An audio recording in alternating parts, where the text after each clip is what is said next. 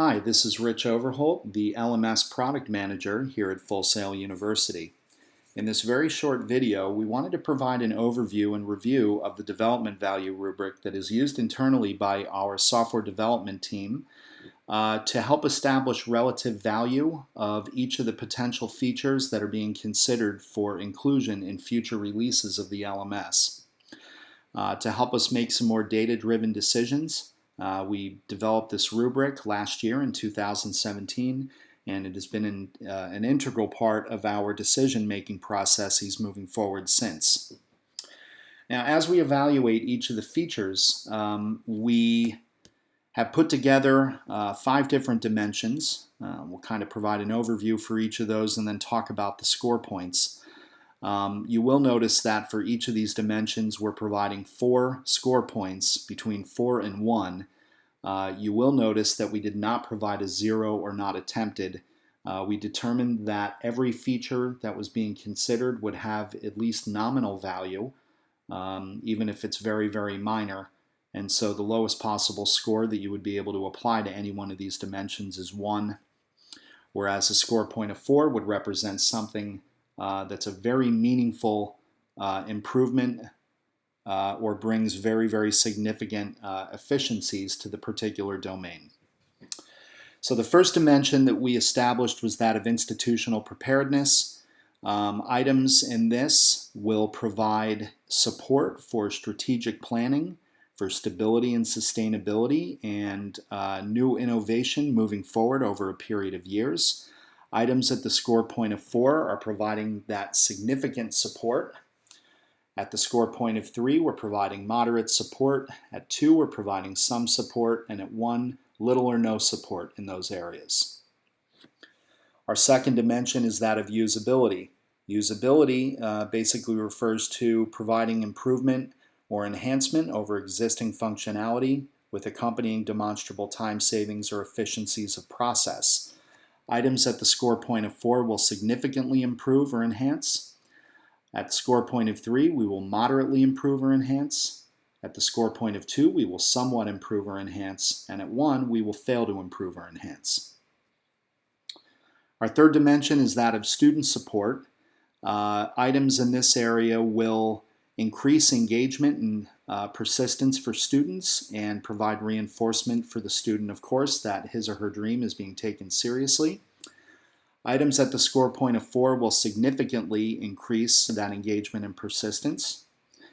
At the score point of 3, we'll moderately improve it. At the score point of 2, we'll somewhat improve it. And the score point of 1, there will be no meaningful improvement.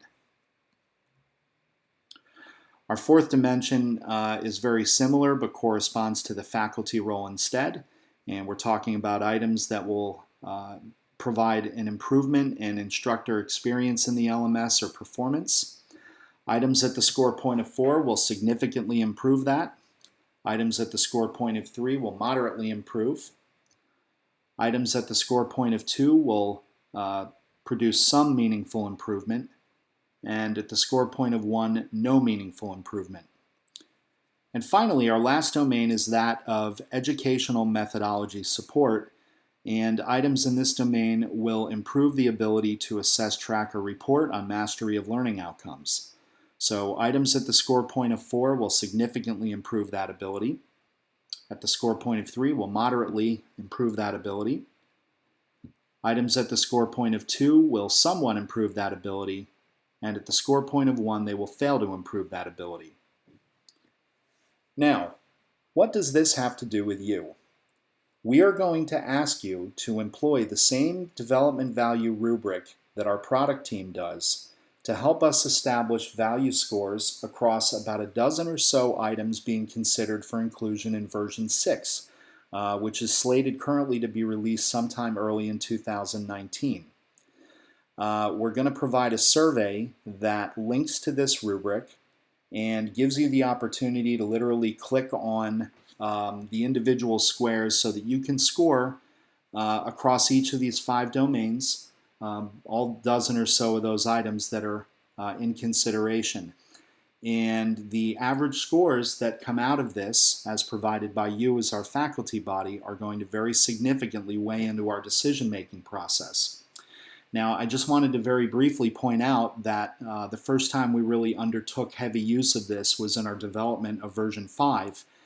And I think it's very significant to note that out of the dozen or so items that we evaluated at that time, the top 2 overall scores were applied to the testing enhancements that we're certainly looking to improve and launch this summer, and also a revamp of discussion activities, which is also included in version 5 that'll be released this summer.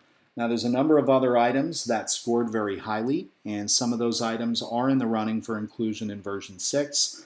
We're not going to inform you of what those scores wound up being because we'd like to get everyone's fresh perspective on this, particularly how it relates to you individually, but honestly, more importantly, how it relates to your parent department under which you work.